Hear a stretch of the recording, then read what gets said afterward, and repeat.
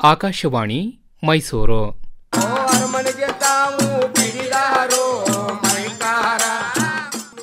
ಮೈಸೂರು ಆಕಾಶವಾಣಿಯ 90ನೇ ವರ್ಷಾಚರಣೆಯ ಸಂದರ್ಭದಲ್ಲಿ ಚಾಮರಾಜನಗರದಲ್ಲಿ ಹಮ್ಮಿಕೊಂಡಿದ್ದ ನಮ್ಮ ಜಾನಪದ, ಚಾಮರಾಜನಗರದ ಜನಪದ ಸಂಸ್ಕೃತಿ ಕುರಿತ ಕಾರ್ಯಕ್ರಮದ ಬಾನುಲಿ ವರದಿ.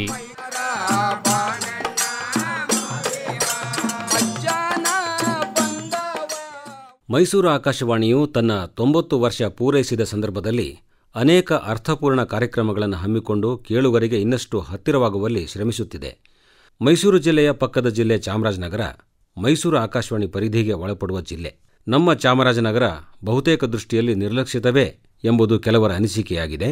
ಆದರೆ ಮೈಸೂರು ಆಕಾಶವಾಣಿ ಮೈಸೂರು, ಮಂಡ್ಯ ಜಿಲ್ಲೆಗೆ ಕೊಡುವ ಸ್ಥಾನಮಾನವನ್ನೇ ಅಥವಾ ಅದಕ್ಕಿಂತಲೂ ಹೆಚ್ಚೇ ಅಂದರೂ ನಡೆದೀತು. ಸಾಂಸ್ಕೃತಿಕವಾಗಿ, ಭೌಗೋಳಿಕವಾಗಿ, ಪ್ರವಾಸಿ ದೃಷ್ಟಿಕೋನದಿಂದ ಸಂಪದ್ಭರಿತವಾಗಿ ಸಾಂಸ್ಕೃತಿಕ ಶ್ರೀಮಂತಿಕೆಯ ಚಾಮರಾಜನಗರ ಜಿಲ್ಲೆಯಲ್ಲಿ ಕಲಾವಿದರಿಗೆ, ಸಾಹಿತಿಗಳಿಗೆ ಸಾಕಷ್ಟು ಅವಕಾಶಗಳನ್ನೇ ನೀಡಿದೆ ಎಂದರೆ ತಪ್ಪಾಗಲಿಕ್ಕಿಲ್ಲ. ಇದಕ್ಕೆ ಸಾಕ್ಷಿ ಎಂಬಂತೆ ಮೈಸೂರು ಆಕಾಶವಾಣಿ ತನ್ನ 90 ವರ್ಷ ಪೂರೈಸಿದ ಸಂದರ್ಭದಲ್ಲಿ ಮೊದಲ ಕಾರ್ಯಕ್ರಮವನ್ನು ಚಾಮರಾಜನಗರದಲ್ಲಿ ನಮ್ಮ ಜಾನಪದ ಎಂಬ ವಿನೂತನ ಮಾತು, ಹಾಡು, ಕುಣಿತ ಎಂಬ ಕಾರ್ಯಕ್ರಮವನ್ನು ದಿನಾಂಕ 17ರಂದು ಹಮ್ಮಿಕೊಂಡಿತ್ತು. ಕಾರ್ಯಕ್ರಮ ಶ್ರೀ ಕೈಲಾಸಮೂರ್ತಿ ಮತ್ತು ಸಂಗಡಿಗರ ಜಾನಪದ ಗೀತೆಯೊಂದಿಗೆ ಆರಂಭವಾಯಿತು. ಸ್ವಾಮಿ ಮೊದಲೇ ನಿಮ್ಮ ಪಾದವನ್ನೇ ನೆನೆವೆವೋ, ಮತಿಗಳ ಕರುಣಿಸೋ ಮಾದೇವ, ಮತಿಗಳ ಕರುಣಿಸೋ ಮಾದೇವ, ಮಾದೇವ, ಮತಿಗಳ ಕರುಣಿಸೋ ಮಾದೇವ. ಕಾರ್ಯಕ್ರಮ ನಿರ್ವಾಹಕರಾದ ಶ್ರೀ ಕೇಶವಮೂರ್ತಿ ಅವರು ಸರ್ವರನ್ನು ಸ್ವಾಗತಿಸಿದರು. ನನಗೆ ಯಾಕೆ ಈ ಜಿಲ್ಲೆಯನ್ನು ಹಿಂದುಳಿದ ಜಿಲ್ಲೆ ಅಂತಾರೆ ಅಂತ ಇವತ್ತಿಗೂ ಅಚ್ಚರಿ. ಯಾಕೆಂದರೆ ಇಲ್ಲಿರುವಂತಹ ಪ್ರಕೃತಿ ಸಂಪತ್ತು ಬೇರೆಲ್ಲೂ ಇಲ್ಲ, ಇಲ್ಲಿರುವಂತಹ ಜನಪದ ವೈವಿಧ್ಯ ಬೇರೆಲ್ಲೂ ಇಲ್ಲ, ಮತ್ತು ಇಲ್ಲಿರುವಂತಹ ಶ್ರೀಮಂತಿಕೆ, ಹೃದಯ ಶ್ರೀಮಂತಿಕೆ, ನಿಮ್ಮಂಥ ಹೃದಯವಂತರಿದ್ದೀರಲ್ಲ, ಈ ಶ್ರೀಮಂತಿಕೆನೂ ನಾವೆಲ್ಲೂ ನೋಡೋಕ್ಕೆ ಸಾಧ್ಯ ಇಲ್ಲ. ಹಾಗಾಗೇ ಮೈಸೂರು ಆಕಾಶವಾಣಿ ತನ್ನ 90ನೇ ಹುಟ್ಟುಹಬ್ಬವನ್ನು ಚಾಮರಾಜನಗರ ಜಿಲ್ಲೆಯಲ್ಲೇ ಆಚರಿಸ್ಕೋಬೇಕು ಅಂತ ಹೇಳಿ ನಾವು ಇವತ್ತು ನಿಮ್ಮ ಜೊತೆಯಲ್ಲಿದ್ದೇವೆ. ನೀವೆಲ್ಲ ಪ್ರೀತಿಯಿಂದ ಈ ಕಾರ್ಯಕ್ರಮಕ್ಕೆ ಬಂದಿದ್ದೀರಿ. ಈ ಪದವಿ ಕಾಲೇಜು, ಹಾಗೆ ಸ್ವಾಮಿಗಳು, ಬುದ್ಧಿಯವರು, ಹಾಗೆ ಹುಡುಗರು, ಯುವಕರು, ಮಕ್ಕಳು, ಮುದುಕರು ಅನ್ನದೇ ಎಲ್ಲರೂ ಕೂಡ ಬಹಳ ಪ್ರೀತಿಯಿಂದ ನಗನಗ್ತಾ, ನೋಡಿ ಎಷ್ಟು ಚೆನ್ನಾಗಿ ನಗನಗ್ತಾ ಕೂತಿದ್ದೀರಿ. ನಿಮ್ಮೆಲ್ಲರಿಗೂ ಮೊಟ್ಟ ಮೊದಲಿಗೆ ನಾನು ಪ್ರೀತಿಯ ಹೃತ್ಪೂರ್ವಕವಾದ ಸ್ವಾಗತವನ್ನು ಕೊಡ್ತೀನಿ. ನಿಮ್ಮ ಮೂಲಕ ಇಡೀ ಚಾಮರಾಜನಗರ ಜಿಲ್ಲೆಯ ಸಮಸ್ತ ನಾಗರಿಕರಿಗೂ ನಾನು ಈ ಸಂದರ್ಭದಲ್ಲಿ ಮೈಸೂರು ಆಕಾಶವಾಣಿಯ ಪ್ರಯುಕ್ತ ಅಭಿನಂದನೆಯನ್ನು ಸಲ್ಲಿಸ್ತಾ ಇದ್ದೇನೆ. ಯಾಕೆಂದರೆ ಈ ಜನಪದ ಕಲೆಯನ್ನು ಮುಂದುವರಿಸಿ ನಿಮ್ಮ ಹೃದಯ ಶ್ರೀಮಂತಿಕೆಯನ್ನು ಹಾಗೆ ಇಟ್ಕೊಳ್ಳಿ. ಕಲೆ ಸಂಸ್ಕೃತಿಗಳ ತವರೂರು ನಿಮ್ಮೆಲ್ಲರಿಗೂ ಮತ್ತೊಮ್ಮೆ ಆತ್ಮೀಯವಾದ ಅಭಿನಂದನೆಗಳು, ಹಾಗೆ ಪ್ರೀತಿಪೂರ್ವಕವಾದ ಸ್ವಾಗತ. ಮೈಸೂರು ಆಕಾಶವಾಣಿಯ ನಮ್ಮ ಜಾನಪದ ಕಾರ್ಯಕ್ರಮದ ಉದ್ಘಾಟನೆಯನ್ನು ಸಸಿಗೆ ನೀರೆರೆಯುವುದರ ಮೂಲಕ ಉದ್ಘಾಟನೆ ಮಾಡಿ ಮಾತನಾಡಿದವರು ಜಾನಪದ ವಿದ್ವಾಂಸರಾದ ಡಾಕ್ಟರ್ ಕೃಷ್ಣಮೂರ್ತಿ ಹನೂರ್ ಅವರು. ಸನ್ಮಾನ್ಯ ಸುತ್ತೂರು ಶ್ರೀಗಳವರಿಗೆ ನನ್ನ ನಮಸ್ಕಾರಗಳನ್ನು ಸಲ್ಲಿಸುತ್ತಾ, ಈ ಹೊತ್ತಿನ ಆಕಾಶವಾಣಿಯ 90 ವರ್ಷಗಳು ಅಥವಾ ಶತಮಾನದ ಹೊಸ್ತಿಲಿನಲ್ಲಿರುವ ಆಕಾಶವಾಣಿಯ ಈ ಕಾರ್ಯಕ್ರಮಕ್ಕೆ ಈ ಸಸಿಗೆ ನೀರು ಎರೆಯುವುದರ ಮೂಲಕ ಈ ಉದ್ಘಾಟನಾ ಕಾರ್ಯಕ್ರಮವನ್ನು ನಾನು ಬಹಳ ಸಂತೋಷದಿಂದ ನೆರವೇರಿಸಿದ್ದೇನೆ. ಮೈಸೂರು ಆಕಾಶವಾಣಿಯವರು ನಮ್ಮ ಜಾನಪದ ಅಂತನ್ನುವ ಕಾರ್ಯಕ್ರಮವನ್ನು ಇಟ್ಕೊಂಡು ಈ ಕಡೆ ಮಾತು, ಹಾಡು, ಕುಣಿತ ಅನ್ನುವ ಶೀರ್ಷಿಕೆ ಇಟ್ಕೊಂಡಿದ್ದಾರೆ.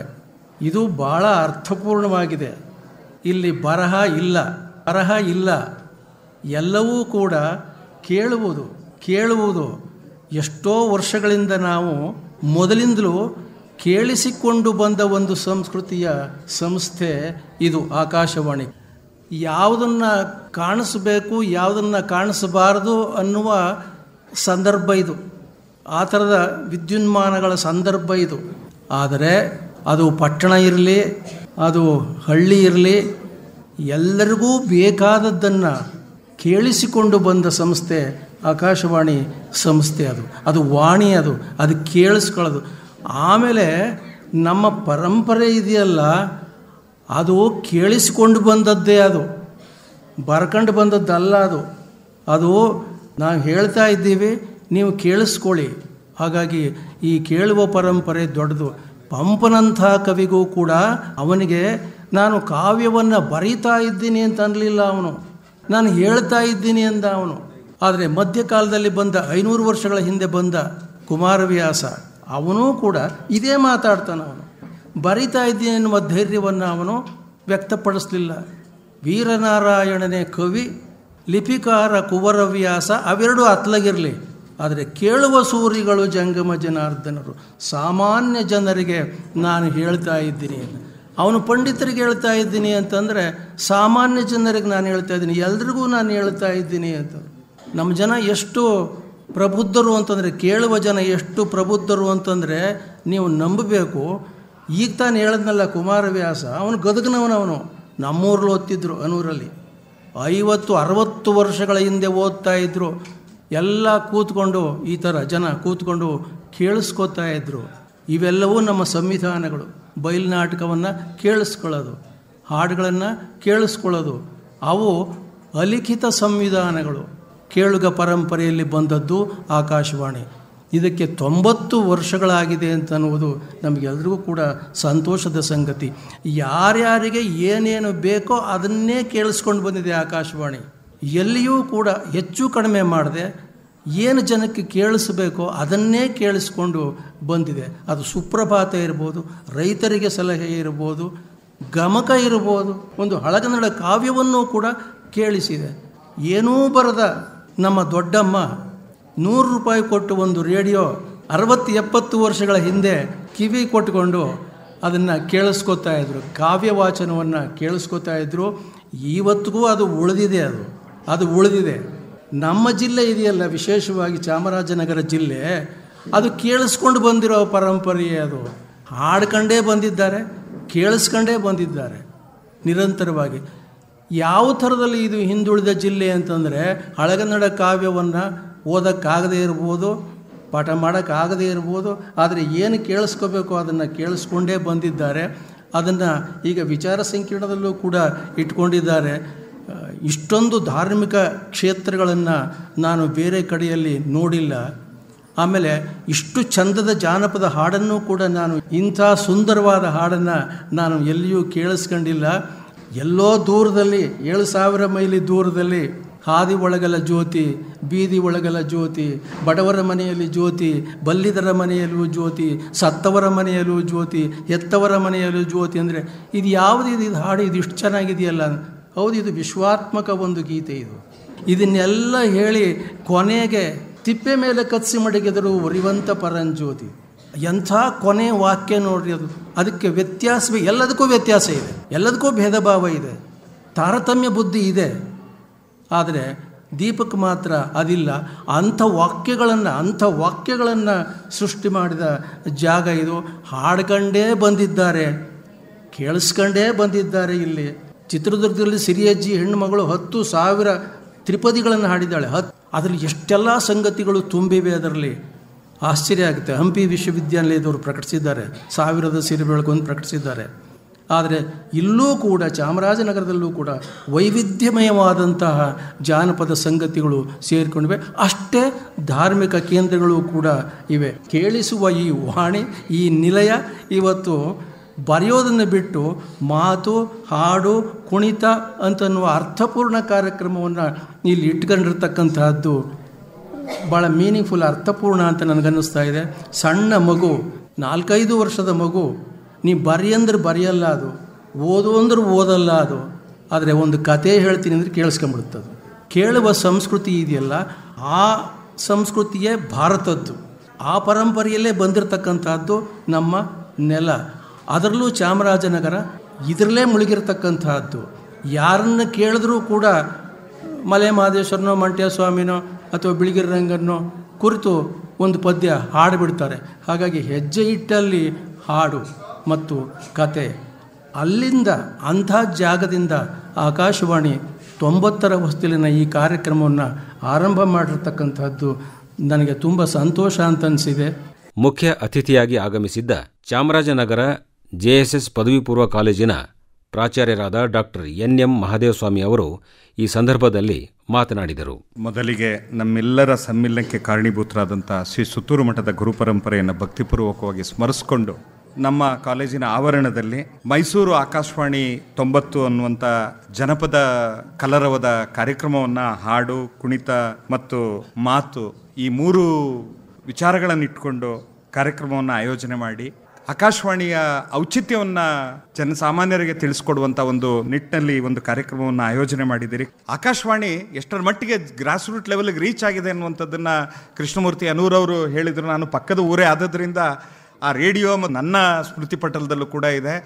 ಭಾನುವಾರದ ಮಧ್ಯಾಹ್ನದ ಸಿನಿಮಾ ಸ್ಟೋರಿ ಕೇಳಲಿಕ್ಕೆ, ಹಾಡನ್ನು ಕೇಳಲಿಕ್ಕೆ, ಬೆಳಗಿನ ವಾರ್ತೆಯನ್ನು ಕೇಳಲಿಕ್ಕೆ ಮತ್ತು ಚಿಂತನವನ್ನು ಕೇಳಲಿಕ್ಕೆ ಬೇರೆಯವ್ರ ಮನೆ ಮುಂದೆ ಅಥವಾ ಅಕ್ಕಪಕ್ಕದಲ್ಲಿ ಪಡಸಾಲೆಗಳ ಮೇಲೆ ರೇಡಿಯೋ ಇಡ್ತಿದ್ದ ಉದಾಹರಣೆ ನನಗಿನ್ನೂ ಅಳಿಸಿಲ್ಲ. ಆದರೆ ಇವತ್ತು ಅದರ ಒಂದು ಪ್ರತಿನಿಧಿತ್ವವನ್ನು ಆಕಾಶವಾಣಿ ಮಾಡ್ತಾ ಇದೆ. ಅದರಲ್ಲೂ ಮೈಸೂರು ಆಕಾಶವಾಣಿ ಇಡೀ ದೇಶದಲ್ಲೇ ವಿಶಿಷ್ಟವಾದದ್ದು. ಈ ಆಕಾಶವಾಣಿಯ ಬಗ್ಗೆ ಹೇಳೋದಾದರೆ ಬಹುಜನ ಹಿತಾಯ ಬಹುಜನ ಸುಖಾಯ ಅನ್ನುವಂಥದ್ದು ನಮ್ಮ ಬ್ರಾಡ್ಕಾಸ್ಟಿಂಗ್ ಮಿನಿಸ್ಟ್ರಿಯ ಒಂದು ಇದಿದೆ. ಆಕಾಶವಾಣಿಯ ಒಂದು ಮೂಲ ಆಶಯ ಉದ್ದೇಶ ಕೂಡ ಇದೆ. ಆ ಹಿನ್ನೆಲೆಯಲ್ಲಿ ಇವತ್ತು ಸಮಾಜಕ್ಕೆ ಏನನ್ನ ಕೊಟ್ಟಿದೆ ಅಂದರೆ ಒಂದು ಸಾಂಸ್ಕೃತಿಕ ನೆಲೆಗಟ್ಟನ್ನು ಗಟ್ಟಿಗೊಳಿಸ್ತಾ ಇದೆ. ಇನ್ನೊಂದು ಕಡೆ ಸಮಾಜದ ಮತ್ತು ಸಮಾಜದಲ್ಲಿರುವಂಥ ಸಂಸ್ಕೃತಿ ಮತ್ತು ನಮ್ಮ ಪರಂಪರೆಯನ್ನು ಪ್ರತಿನಿತ್ಯ ಎಲ್ಲರಿಗೂ ತಲುಪಿಸ್ತಾ ಇದೆ. ಎಲ್ಲರಿಗೂ ಸಿಗುವಂಥದ್ದು, ಎಲ್ಲರಿಗೂ ಬೇಕಾದಂಥ ಮಾಹಿತಿಯನ್ನು ಆಕಾಶವಾಣಿ ಕೊಡ್ತಾ ಇದೆ. ಈ ಹಿನ್ನೆಲೆಯಲ್ಲಿ ನಮ್ಮ ಸಂಸ್ಕೃತಿ ಪರಂಪರೆಯನ್ನು ಒಂದು ಆಧುನಿಕ ದೃಶ್ಯ ಮಾಧ್ಯಮಗಳು ಬೇರೊಂದು ಆಯಾಮದಲ್ಲಿ ತಗೊಂಡು ಹೋಗ್ತಾ ಇದ್ದರೆ, ಆಕಾಶವಾಣಿ ಅದರಲ್ಲಿ ಸಡಿಲಗೊಳ್ಳದೆ ಅದನ್ನು ಗಟ್ಟಿಗೊಳಿಸ್ಕೊಳ್ಳುವಂಥ ಪ್ರಯತ್ನವನ್ನು ಮಾಡ್ತಾ ಆಧುನಿಕತೆ ಏನೆಲ್ಲ ಬಂದರೂ ಕೂಡ ಅದನ್ನು ಅದೇ ಒಂದು ಸೊಗಡಿನ ಮೂಲಕ ಜನಸಾಮಾನ್ಯರಿಗೆ ಆಕಾಶವಾಣಿ ತಲುಪಿಸ್ತಾ ಇರುವಂಥದ್ದು ಭಾಳ ವಿಶೇಷವಾದದ್ದು. ಯಾಕೆಂದರೆ ಯಾವುದೇ ಇದರಲ್ಲೂ ಕೂಡ ಕಾರ್ಯಕ್ರಮಗಳಲ್ಲಿ ರಾಜಿ ಆಗ್ತಾ ಇಲ್ಲ. ಜನಸಾಮಾನ್ಯರಿಗೆ ಏನು ಬೇಕೋ, ಜನಸಾಮಾನ್ಯರ ನೈತಿಕ ಬದುಕಿಗೆ ಏನು ಬೇಕೋ ಎಲ್ಲವನ್ನು ಕೂಡ ಇವತ್ತು ಆಕಾಶವಾಣಿ ಕೊಡ್ತಾ ಇದೆ. ಜನಪದ ಸಂಸ್ಕೃತಿಗೆ ತವರೂರು ನಮ್ಮ ಚಾಮರಾಜನಗರ ಜಿಲ್ಲೆ. ಹಾಗೆ ಐತಿಹಾಸಿಕವಾಗೂ ಕೂಡ ಚಾಮರಾಜನಗರ ಜಿಲ್ಲೆ ತನ್ನದೇ ಆದಂಥ ಒಂದು ಪರಂಪರೆಯನ್ನು ಹೊಂದಿದೆ. ಖಂಡಿತವಾಗೂ ಕೂಡ ಇಲ್ಲಿ ಇರುವಂಥ ಪ್ರತಿಭಾನ್ವಿತರನ್ನು ಸೃಷ್ಟಿ ಮಾಡಿದೆ. ಅದರಲ್ಲೂ ಮುಖ್ಯವಾಗಿ ನಮ್ಮ ಕೃಷ್ಣಮೂರ್ತಿ ಅನೂರಂಥವರು ಈ ನಾಡಿನ ಖ್ಯಾತ ವಿದ್ವಾಂಸರು. ಹಾಗೆ ಸಾಕಷ್ಟು ಜನ ಈ ಜಿಲ್ಲೆಯಿಂದ ರಾಷ್ಟ್ರಮಟ್ಟದ ಇದರಲ್ಲಿ ನಮ್ಮ ಕಲೆ ಮತ್ತು ಪರಂಪರೆಗಳನ್ನು ಪ್ರತಿಬಿಂಬಿಸಿರುವಂಥದ್ದು ಮತ್ತು ಪ್ರತಿನಿಧಿಸ್ತಾ ಇರುವಂಥದ್ದು ಭಾಳ ಸಂತೋಷದ ವಿಚಾರವಾಗಿದೆ. ಈ ಕಾರ್ಯಕ್ರಮವನ್ನು ನಮ್ಮಲ್ಲಿ ಆಯೋಜನೆ ಮಾಡಿದ್ದಕ್ಕೆ ತಮಗೆ ಧನ್ಯವಾದಗಳನ್ನು ಸಮರ್ಪಿಸಿ ನಾನು 2 ಮಾತುಗಳನ್ನು ಮುಗಿಸ್ತೀನಿ. ಧನ್ಯವಾದಗಳು. ವೇದಿಕೆಯಲ್ಲಿ ಉಪಸ್ಥಿತರಿದ್ದ ಮೈಸೂರು ಆಕಾಶವಾಣಿಯ ಸಹಾಯಕ ನಿರ್ದೇಶಕರಾದ ಶ್ರೀ ಟಿ.ವಿ. ವಿದ್ಯಾಶಂಕರ್ ಅವರು ಸಭೆಯನ್ನುದ್ದೇಶಿಸಿ ಮಾತನಾಡಿದ್ದು ಹೀಗೆ. ಬಹುಶಃ ಆಕಾಶವಾಣಿಗೆ ಜಾನಪದ ಕಲೆಗೆ ಸಂಬಂಧಪಟ್ಟ ಹಾಗೆ ಒಂದು ಕಾರ್ಯಕ್ರಮ ಮಾಡೋದಕ್ಕೆ ಚಾಮರಾಜನಗರಕ್ಕಿಂತ ಬೇರೆ ಜಾಗ ಇರೋದಕ್ಕೆ ಸಾಧ್ಯನೇ ಇಲ್ಲ. ಅಷ್ಟು ಸಮೃದ್ಧಿಯಾದ ಜಾನಪದ ಕಲೆಯನ್ನು ಇದು ಇಟ್ಕೊಂಡಿದೆ. ಬಹುಶಃ ಎಲ್ಲಿ ರಸ್ತೆಗಳಲ್ಲಿ ಹೋಗ್ತಾ ಇದ್ದರೆ, ಆ ಪ್ರದೇಶಗಳಲ್ಲಿ ನೋಡ್ತಾ ಇದ್ದರೆ ಆ ಚೆಲುವ ಚಾಮರಾಜನಗರ ಆಗಿರೋದು ಬಹುಶಃ ಈ ಚೆಲುವ ಜಾನಪದ ಇದೆಯಲ್ಲ ಅದರಿಂದಾನೇ ಅದು ಹುಟ್ಕೊಂಡಿದ್ರು ಆಶ್ಚರ್ಯ ಇಲ್ಲ. ಹನ್ನೂರು ಸರ್ ಅವ್ರು ಹೇಳ್ತಿದ್ರು ಪರಂಜ್ಯೋತಿಗೆ ಸಂಬಂಧಪಟ್ಟ ಹಾಗೆ ಅದು ಎಲ್ಲಿ ಆ ಜ್ಯೋತಿ ಅನ್ನೋದು ಎಷ್ಟು ಮುಖ್ಯ ಅಂತ. ಆಕಾಶವಾಣಿನೂ ಈ ಜ್ಯೋತಿ ಥರಾನೇ. ಅದು ಎಲ್ಲೇ ಇದ್ರೂ ತನ್ನದಾದ ತನ್ನತನವನ್ನು ಯಾವತ್ತೂ ಬಿಟ್ಕೊಡೋದಿಲ್ಲ. ಅದು ಅವರೇ ಹೇಳ್ದಾಗೇನೆ ಪಂಪ ಕುಮಾರವ್ಯಾಸರನ್ನ ಹೋಲಿಸ್ತಾ ಇದ್ರು. ಪಂಡಿತರಿಗೂ ಸಲ್ಲತ್ತೆ, ಸಾಮಾನ್ಯರಿಗೂ ಸಲ್ಲತ್ತೆ. ಇಬ್ಬರನ್ನೂ ಒಂದೇ ರೀತಿಯಲ್ಲಿ ನೋಡುತ್ತೆ. ಇಬ್ಬರಿಗೂ ಅವ್ರಿಗೆ ಬೇಕಾದ ಏನು ಅವಶ್ಯಕತೆ ಇದೆಯೋ ಅದನ್ನು ಒದಗಿಸ್ಕೊಡುತ್ತೆ. ಮತ್ತು ಈ ಕೇಳೋದ್ರ ಒಂದು ಖುಷಿ ಅನ್ನೋದಿದೆಯಲ್ಲ, ಮಜಾ ಅನ್ನೋದಿದೆಯಲ್ಲ, ಅದನ್ನು ಆಕಾಶವಾಣಿ ಕೊಡುತ್ತೆ. ನೀವೇನು ಮಾಡ್ತಾಯಿದ್ರೂ ಅದು ನಿಮಗೆ ಬೇಕಾದ ಮಾಹಿತಿಯನ್ನು ನಿಮಗೆ ಕೊಡ್ತಾ ಇರುತ್ತೆ. ಮತ್ತು ನಿಮ್ಮ ಮನಸ್ಸೂ ಅದರಲ್ಲಿ ಎಷ್ಟು ಬೇಕೋ ಅಷ್ಟನ್ನು ತಗೋತಾ ಇರುತ್ತೆ, ಯಾವುದು ಬೇಡವೋ ಅದನ್ನು ಬಿಡ್ತಾ ಇರುತ್ತೆ. ಇದರ ಸುಖ ನಿಮಗೆ ಆಕಾಶವಾಣಿ ಯಾವಾಗಲೂ ಕೊಡುತ್ತೆ. ಆಮೇಲೆ ಆಕಾಶವಾಣಿ ಈಗ 90ರ ಹೊಸದಲ್ಲಿದೆ ಮೈಸೂರು ಆಕಾಶವಾಣಿ. ನಾನು ಕೆಲವಾರು ಆಕಾಶವಾಣಿಗಳಲ್ಲಿ ಕೆಲಸ ಮಾಡಿದ್ದೀನಿ. ಮೈಸೂರು ಆಕಾಶವಾಣಿಗಿರೋ ವಿಶೇಷ ಅಂತಂದರೆ ಜನ ಅದಕ್ಕೆ ಆಕರ್ಷಕವಾಗಿ ಬರುವಂಥದ್ದು. ಇದನ್ನು ನಾನು ನೋಡಿದ್ದೀನಿ. ಅವ್ರದ್ದು ಒಂದು ಸಣ್ಣ ಒಂದು ಕಾರ್ಯಕ್ರಮದ ವಿಚಾರ ಆದ್ರೂ ಜನ ಸೇರ್ತಾರೆ, ಅಭಿಮಾನದಿಂದ ಬರ್ತಾರೆ, ಖುಷಿಯಿಂದ ಬರ್ತಾರೆ. ಅದು ಭಾಳ ವಿಶೇಷವಾದಂಥದ್ದು. ಮತ್ತು ಈ ಆಕಾಶವಾಣಿ 90ರಲ್ಲಿ ತಮ್ಮನ್ನು ತಾವು ತೊಡಗಿಸ್ಕೊಂಡಿದ್ದೀರಿ. ಇದು ಆಕಾಶವಾಣಿಯ ಸಿಬ್ಬಂದಿಯ ನಮಗೆಲ್ರಿಗೂ ತುಂಬ ತುಂಬ ಖುಷಿ ಕೊಡುವಂಥದ್ದು. ಮೈಸೂರು ಆಕಾಶವಾಣಿಯ ತಾಂತ್ರಿಕ ವಿಭಾಗದ ಮುಖ್ಯಸ್ಥರಾದ ಶ್ರೀ ಪಿ ಆನಂದನ್ ಅವರು ಜನರ ತನಕ ತಲುಪಲು ಬೇಕಾಗುವ ತಾಂತ್ರಿಕ ಸೌಕರ್ಯಗಳನ್ನು ಆಕಾಶವಾಣಿ ನೀಡಲು ಸಿದ್ಧವಿದೆ ಎಂದು ತಿಳಿಸಿ ಮಾತನಾಡಿದರು. ಈಗ ಇವತ್ತು ನಮ್ಮದು ಆಕಾಶವಾಣಿಯ 90ನೇ ಹಬ್ಬ.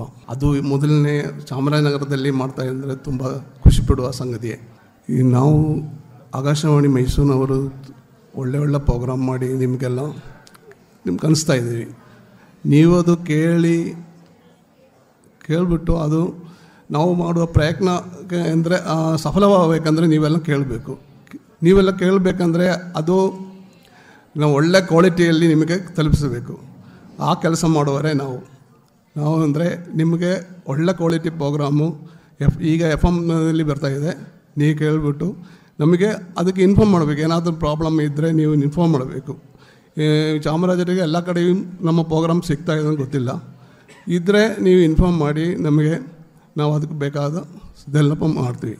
ನೀವೆಲ್ಲ ಸೇರಿ ಇದು ಪ್ರೋಗ್ರಾಮ್ ತುಂಬ ಒಳ್ಳೆಯದಾಗಿ ಮಾಡಿದ್ದಕ್ಕೆ ತುಂಬ ಧನ್ಯವಾದಗಳು. ವೇದಿಕೆಯಲ್ಲಿ ಸಹಾಯಕ ನಿರ್ದೇಶಕರಾದ ಶ್ರೀ ಅಬ್ದುಲ್ ರಶೀದ್ ಅವರು ಚಾಮರಾಜನಗರ ಜಿಲ್ಲೆಯ ಕಲೆಯನ್ನ ಶ್ಲಾಘಿಸಿ ಚುಟುಕಾಗಿ ಮಾತನಾಡಿದರು. ಬೆಸ್ಟ್ ಆಫ್ ಚಾಮರಾಜನಗರ ಅಂತ ಯಾರನ್ನಾದ್ರೂ ಕರೆಯೋದಾದರೆ ಕೃಷ್ಣಮೂರ್ತಿ ಹನೂರ್ ಅವರು ಸಾಹಿತ್ಯದಲ್ಲಿ, ಜ್ಞಾನದಲ್ಲಿ, ಜನಪದ ಕ್ಷೇತ್ರದಲ್ಲಿ ಚಾಮರಾಜನಗರ ಕನ್ನಡಕ್ಕೆ ಕೊಟ್ಟ ಅತ್ಯುತ್ತಮ ಕೊಡುಗೆ ಹನೂರ್ ಸರ್ ಅವರು ನಮ್ಮ ಜೊತೆ ಇರೋದು ನಮಗೆ ಬಹಳ ಹೆಮ್ಮೆ ಮತ್ತು ಖುಷಿಯ ವಿಷಯ. ಆಮೇಲೆ ಇನ್ನೊಂದು, ನಾವು ಕಾಯ್ತಾ ಇರ್ತೀವಿ ಈ ಕಡೆಯಿಂದ ಹಾಡುಗಾರರು ಬಂದರೆ. ನನಗಂತೂ ಮಲೆಮಹದೇಶ್ವರ, ಚಾಮುಂಡಿ ತಾಯಿ, ಸಿದ್ದಪ್ಪಾಜಿ, ಮಂಟೇಸ್ವಾಮಿ ಅವರೇ ನಮ್ಮ ಸ್ಟುಡಿಯೋಕ್ಕೆ ಬಂದಂಗೆ ಅನಿಸುತ್ತೆ. ಕಲಾವಿದರು ಬಂದಾಗ ಅಷ್ಟು ಪ್ರೀತಿ ಮತ್ತು ಗೌರವ ಬರುತ್ತೆ ನಿಮ್ಮ ಬಗ್ಗೆ. ಹಾಗಾಗಿ ನೀವು ಕೂಡ ನಡೆದಾಡುವ ಅಂತಹ ದೇವರುಗಳು, ಹಾಡುವ ದೇವರುಗಳು ಇಲ್ಲಿದ್ದೀರಾ. ನಿಮಗೂ ಕೂಡ ಕೃತಜ್ಞತೆಗಳು. ಹಾಡುವವರು, ಸೋಬಾನೆ ಹಾಡುವವರು, ಸೋಲಿಗರ ಕುಸುಮಾಲಯ ಹಾಡುವವರು, ಬಿಳಿಗಿರಂಗನ ಬೆಟ್ಟದ ಹಾಡುವವರೆಲ್ಲ ಇಲ್ಲಿದ್ದಾರೆ. ನಮ್ಮ ಆಕಾಶವಾಣಿ 90 ವರ್ಷದಲ್ಲಿ ಮಾಡ್ತಾ ಇರುವ ಕೆಲಸ ಇದೆ, ಕೇಳಿಸುವ ಕೆಲಸ. ಒಳ್ಳೆಯದನ್ನು ಕೇಳುಗರ ಕಿವಿಗಳಿಗೆ ಕೇಳಿಸುವ ಕೆಲಸವನ್ನು ಮಾಡ್ತಾ ಇದ್ದೀವಿ. ಇವತ್ತು ಕೂಡ 90ರ ಹಬ್ಬದಲ್ಲಿ ಅದೇ ಮಾಡ್ತಾ ಇದ್ದೀವಿ. ನಿಮಗೆಲ್ಲರಿಗೂ ಆಕಾಶವಾಣಿಯ ಪರವಾಗಿ ಧನ್ಯವಾದಗಳನ್ನು ಅರ್ಪಿಸ್ತೀನಿ. ನಮಸ್ಕಾರ. ಮೈಸೂರು ಆಕಾಶವಾಣಿ ಕೇಂದ್ರದ ಉಪನಿರ್ದೇಶಕರಾದ ಶ್ರೀ ಎಸ್ ಉಮೇಶ್ ಅವರು ಜಾನಪದ ಕಲೆ ಉಳಿಸುವಲ್ಲಿ ಆಕಾಶವಾಣಿ ತನ್ನ ನಿರಂತರವಾದ ಸೇವೆಯನ್ನ ಮುಂದುವರಿಸುತ್ತಾ ಬಂದಿದೆ. ಮುಂದೆಯೂ ಕೂಡ ಆಕಾಶವಾಣಿ ಈ ಕಲೆಯನ್ನ ಉಳಿಸಿ ಬೆಳೆಸುವಲ್ಲಿ ಸಶಕ್ತವಾದಂತಹ ಸಂಸ್ಥೆಯಾಗಿದೆ ಎಂದು ತಿಳಿಸಿದರು. ಅವರು ತಮ್ಮ ಭಾಷಣದಲ್ಲಿ, ಖುಷಿಯಾಗತ್ತೆ. ನಾನು ಕೃಷ್ಣಮೂರ್ತಿ ಹನೂರ್ ಅವರ ಕಡೆ ಸಾಕಷ್ಟು ಕೃತಿಗಳನ್ನು ರಚಿಸಿ, ರೂಪಕಗಳನ್ನು ರಚಿಸಿ ನಿರ್ಮಾಣ ಮಾಡಿದ್ದೆ ನಾನು ಪ್ರೋಗ್ರಾಮ್ ಆಫೀಸರ್ ಆಗಿದ್ದಾಗ. ಸೊ ಇವತ್ತು ಅವ್ರ ಜೊತೆ ಕೂತು 90ರ ಸಂಭ್ರಮವನ್ನು ಆಚರಿಸುವಂತಹ ಒಂದು ಸೌಭಾಗ್ಯ ನನಗೆ ಸಿಕ್ಕಿರೋದು ನನಗೆ ಪುಣ್ಯ ಅಂತ ಅಂದ್ಕೋತಾ ಇದ್ವಿ. 3 ಜನ ಮಹನೀಯರನ್ನು ನಾವು ಇವತ್ತು ಇಲ್ಲಿ ಸ್ಮರಿಸಬೇಕಾಗತ್ತೆ ನನ್ನ ಮನಸ್ಸಿಗೆ ಬಂದ ಹಾಗೆ. ಮೊದಲಿಗೆ ಡಾಕ್ಟರ್ ಎಂ ವಿ ಗೋಪಾಲಸ್ವಾಮಿಯವರು. ಡಾಕ್ಟರ್ ಎಂ ವಿ ಗೋಪಾಲಸ್ವಾಮಿಯವರು ಸೆಪ್ಟೆಂಬರ್ 10, 1935ರಲ್ಲಿ ಮೈಸೂರಿನಲ್ಲಿ, ಈಗ ನಮ್ಮ ಆಕಾಶವಾಣಿ ಏನಿದೆಯಲ್ಲ ಅದರ ಸಮೀಪ ಆಕಾಶವಾಣಿ ಸರ್ಕಲ್ ಅಂತಿದೆ. ಆಕಾಶವಾಣಿ ಸರ್ಕಲಿಂದ ಒಂದು 2ನೇ ಮನೆ, ಈಗಲೂ ಕೂಡ ಮನೆ ಇದೆ, ಅದು ವಿಠಲ್ ವಿಹಾರ ಅಂತ. ಅಲ್ಲಿ ತಮ್ಮ ಮಹಡಿ ಮನೆಯಲ್ಲಿ, ಬಾಡಿಗೆಗಿದ್ದಂತಹ ಮಹಡಿ ಮನೆಯಲ್ಲಿ ಆಕಾಶವಾಣಿ ಕೇಂದ್ರವನ್ನು ಪ್ರಾರಂಭ ಮಾಡಿದ್ರು. ಅವರನ್ನು ಇವತ್ತು ನಾವು ಸ್ಮರಿಸಿಕೊಳ್ಳಲೇಬೇಕು. ಅವರು ಪ್ರಾರಂಭ ಮಾಡಿದ್ದಕ್ಕೆ ಇವತ್ತು ನಾವು 90ನೇ ಹುಟ್ಟುಹಬ್ಬವನ್ನು ಆಚರಿಸ್ಕೋತಾ ಬಂದಿದ್ದೀವಿ. ಇನ್ನು 2ನೇ ಮಹನೀಯರು ನಾಲ್ವಡಿಯವರು. ನಾಲ್ವಡಿಯವರು ಈಗಿನ ನಮ್ಮ ಮೈಸೂರು ಆಕಾಶವಾಣಿಯ ಕಟ್ಟಡ ಏನಿದೆ ಅದು ಮುಂಚೆ ಲಲಿತ ಕಲಾ ಕಾಲೇಜಾಗಿ ಕಟ್ಟಡವನ್ನು ನಿರ್ಮಾಣ ಮಾಡಿದ್ರು. ಆನಂತರ 1940ರ ದಶಕದಲ್ಲಿ ಮೈಸೂರು ಆಕಾಶವಾಣಿಗೆ ಈ ಕಟ್ಟಡವನ್ನು ಕೊಟ್ಟರು. ಮೈಸೂರು ಆಕಾಶವಾಣಿ ಕಟ್ಟಡವನ್ನು ತಾವೆಲ್ಲ ನೋಡಬೇಕು, ಹೆಚ್ಚಾಗಿ ಮಕ್ಕಳು ಎಲ್ಲ ತಾವೆಲ್ಲ ನೋಡಲೇಬೇಕು. ನಮ್ಮ ಭಾರತ ದೇಶದಲ್ಲಿಯೇ ವಿನೂತನವಾದಂತಹ ವಿಶಿಷ್ಟವಾದಂತಹ ವಿನ್ಯಾಸವನ್ನು ಹೊಂದಿರುವಂತಹ ಕಟ್ಟಡ ಮೈಸೂರು ಆಕಾಶವಾಣಿ. ಗೋಲಾಕಾರದಲ್ಲಿದೆ. ಈ ರೀತಿಯಾದಂತಹ ಒಂದು ಆರ್ಕಿಟೆಕ್ಚರು ದೇಶದ ಇತರ ಯಾವುದೇ ಆಕಾಶವಾಣಿ ಕೇಂದ್ರಕ್ಕೆ ಇಲ್ಲ. ದೆಹಲಿಯಲ್ಲಿರುವಂತಹ ಆಕಾಶವಾಣಿ ಕೇಂದ್ರ ಇದೆ, ಆದರೆ ಅದು ಸಂಪೂರ್ಣವಾಗಿ ಗೋಲವಾಗಿ ಇಲ್ಲ, ಅರ್ಧಗೋಲಾಕೃತಿಯಲ್ಲಿ ಇದೆ. ಇದು ಬಹಳ ವಿಶಿಷ್ಟ. ನಾಲ್ವಡಿಯವರಿಗೆ ನಾವು ಈ ಸಂದರ್ಭದಲ್ಲಿ ವಂದಿಸಬೇಕು. ಇನ್ನು 3ನೇಯದು, ಈ 90ರ ಸಂಭ್ರಮಕ್ಕೆ ಕೈಜೋಡಿಸಿದಂತಹ ಮಾನ್ಯ ಮಹನೀಯರಾದಂತಹ ಪೂಜ್ಯರಾದಂತಹ JSS ಬುದ್ಧಿಯವರು, ಸ್ವಾಮೀಜಿಯವರು. ಇಲ್ಲಿ ನಮಗೆ ಅವಕಾಶ ಮಾಡಿಕೊಟ್ರು. ನಿಮಗೆ ಎಲ್ಲ ರೀತಿಯ ಸಹಕಾರವನ್ನು ನೀಡ್ತೀವಿ, ನೀವು ಕಾರ್ಯಕ್ರಮವನ್ನು ಮಾಡಿ ಅಂತ ಹೇಳಿದ್ರು. ಜೊತೆಗೆ ಅವ್ರಿಗೂ ಒಂದು ಆಸೆ ಇತ್ತು, ಇವತ್ತು ಈ ಒಂದು ಅವರ ಒಂದು ದಿವ್ಯ ಸಾನ್ನಿಧ್ಯದಲ್ಲಿ ಈ ಒಂದು ಕಾರ್ಯಕ್ರಮ ಆಗಬೇಕಾಗಿತ್ತು. ಸೊ ಆದರೆ ಮೈಸೂರಿನಲ್ಲಿ ಬೇರೆ ಒಂದು ಕಾರ್ಯಕ್ರಮ ಇರೋದರಿಂದ ನನಗೆ ಬರೋಕ್ಕಾಗ್ತಾ ಇಲ್ಲ, ಇಲ್ಲದಿದ್ದರೆ ನಾನು ಖಂಡಿತ ಬರ್ತಾ ಇದ್ದೆ ಅಂತ ಕಳೆದ ವಾರ ನಮಗೆ ತಿಳಿಸಿದ್ರು. ಈ ಎಲ್ಲ ಸಮಾಗಮ ಆಗಿದೆ. ಆಕಾಶವಾಣಿ ಒಂದು ಮಾತಿನ ಮನೆ, ನಾವೆಲ್ಲ ಮಾತುಗಾರರು. ಆದರೆ ಏನು ಮಾತಾಡಬೇಕು ಅನ್ನೋದನ್ನು ನಮ್ಮ ಹಿರಿಯರು ನಮಗೆ ಕಲಿಸ್ಕೊಟ್ಟಿದ್ದಾರೆ. ಬಹಳ ಒಳ್ಳೆಯ ಅಡಿಪಾಯ ಇರುವಂತಹ ಸಂಸ್ಥೆ ನಾನು ಕಂಡ ಹಾಗೆ ಮೈಸೂರು ಆಕಾಶವಾಣಿ. ಆ ಆಕಾಶವಾಣಿ ನಮ್ಮದೇ ಆದಂತಹ ಒಂದು ರೂಪುರೇಷೆಗಳಿದೆ, ನಮ್ಮದೇ ಆದಂತಹ ಒಂದು ಕೋಡ್ ಆಫ್ ಕಂಡಕ್ಟ್ ಅಂತ ಏನು ಕರಿತೀವಿ, ಅದರ ಪ್ರಕಾರ ನಾವು ಕಾರ್ಯಕ್ರಮಗಳನ್ನ ರೂಪಿಸ್ತೀವಿ, ಯಾರನ್ನೂ ಕೂಡ ಬಿಟ್ಟಿಲ್ಲ. ಅದರಲ್ಲೂ ಪ್ರಮುಖವಾಗಿ ಇವತ್ತಿನ ದಿನದಲ್ಲಿ ಜನಪದ ಸಂಸ್ಕೃತಿ, ಜನಪದ ಗಾಯನ, ಜನಪದ ಹಾಡು, ಜನಪದಕ್ಕೆ ಏನೇ ಸಂಬಂಧಪಟ್ಟ ಹಾಗೆ ಕಾರ್ಯಕ್ರಮಗಳನ್ನು ಮಾಡ್ಕೋತಾ ಬರ್ತಾ ಇರೋದು ನಮ್ಮ ದೇಶದಲ್ಲಿ ಆಕಾಶವಾಣಿ ಮಾತ್ರ. ಜನಪದ ಉಳಿದಿರೋದು, ಇನ್ನು ಮುಂದೆ ಉಳಿಯೋದಂಥದ್ದು ಈಗಲೂ ಕೂಡ ಉಳಿದಿರೋದು ಆಕಾಶವಾಣಿಯಿಂದ ಮಾತ್ರ. ನೀವೇ ಗಮನಿಸಿ, ಬೇರೆ ಯಾವ ರೇಡಿಯೋ ಕೇಂದ್ರ ಅಥವಾ ಯಾವ ಟಿ ವಿ ಕೇಂದ್ರ ನಿಮಗೆ ನಿರಂತರವಾಗಿ ಜನಪದ ಗೀತೆಗಳನ್ನು ಕೇಳಿಸುತ್ತೆ? ಯಾವುದು ಕೇಳಿಸಲ್ಲ. ಆಕಾಶವಾಣಿ ಮಾತ್ರನೇ ಈ ಕೆಲಸ ಮಾಡ್ಕೋತಾ ಬಂದಿದೆ. ನಾವು ಜನಪದಕ್ಕೆ ಹತ್ತಿರವಾಗಿದ್ದೀವಿ. ಹನೂರವರು ಹೇಳಿದ ಹಾಗೆ ಜನಪದ ಅಂತಂದರೆ ಮಾತು. ಸೊ ನಮ್ಮದು ಮಾತಿನ ಮನೆ. ಆ ಒಂದು ನಿಟ್ಟಿನಲ್ಲಿ ನಾವು ಆ ಮಾತುಗಾರರಾಗಬೇಕು ಜನಪದರಿಂದ ಅನ್ನೋ ಒಂದು ದೃಷ್ಟಿಯಿಂದ ಜನಪದಕ್ಕೂ ಆಕಾಶವಾಣಿಗೂ ಬಹಳ ಒಳ್ಳೆಯ ನಂಟಿದೆ. ನಾವು ಉಳಿಸ್ಕೋತಾ ಬಂದಿದ್ದೀವಿ. ಜೊತೆಗೆ ನಮ್ಮ ರಾಜ್ಯದಲ್ಲಿ ಜನಪದ ಅಂದರೆ ಹೆಚ್ಚು ಪ್ರಚಲಿತದಲ್ಲಿರುವಂಥದ್ದು ಚಾಮರಾಜನಗರ ಜಿಲ್ಲೆ. ಚಾಮರಾಜನಗರ ಜಿಲ್ಲೆಯಲ್ಲಿ ಇರುವಂತಹ ವೈವಿಧ್ಯಮಯ ಜನಪದ ಪ್ರಕಾರಗಳು ಬೇರೆ ಯಾವುದೇ ಜಿಲ್ಲೆಯಲ್ಲೂ ಕೂಡ ಇಷ್ಟು ಇಲ್ಲ, ನಮ್ಮ ದೇಶದಲ್ಲೇ ಇಲ್ಲ. ಜೊತೆಗೆ ಇಲ್ಲಿನ ಒಂದು ಜನಪದ ಕಲೆ, ಆ ಹಾಡುಗಳನ್ನು, ಆ ಕುಣಿತವನ್ನು ಎಲ್ಲ ನೋಡಿದಾಗ ಏನೋ ಒಂದು ಹುಮ್ಮಸ್ಸು ತುಂಬತ್ತೆ. ಯಾವುದೇ ಒಬ್ಬ ವ್ಯಕ್ತಿಯಲ್ಲಿ ಕುಡಿಬೇಕು ಅಂತ ಅನ್ಸುತ್ತೆ. ಆ ಹಾಡುಗಳನ್ನು ಕೇಳಿದಾಗ ನಾವು ಕೂಡ ಗುನುಗಬೇಕು ಅಂತ ಅನ್ಸುತ್ತೆ. ಇದು ಜನಪದರ ಮುಖಾಂತರ, ಜನಪದ ಕಲೆಯ ಮುಖಾಂತರ ಮುಂದಿನ ಪೀಳಿಗೆಗೆ ಇದು ಪ್ರಚಾರ ಆಗಬೇಕಾಗಿದೆ, ಪ್ರಸಾರ ಆಗಬೇಕಾಗಿದೆ. ಆ ಪ್ರಸಾರದ ಕಾರ್ಯವನ್ನಂತೂ ಮೈಸೂರು ಆಕಾಶವಾಣಿ ಮಾಡುತ್ತೆ.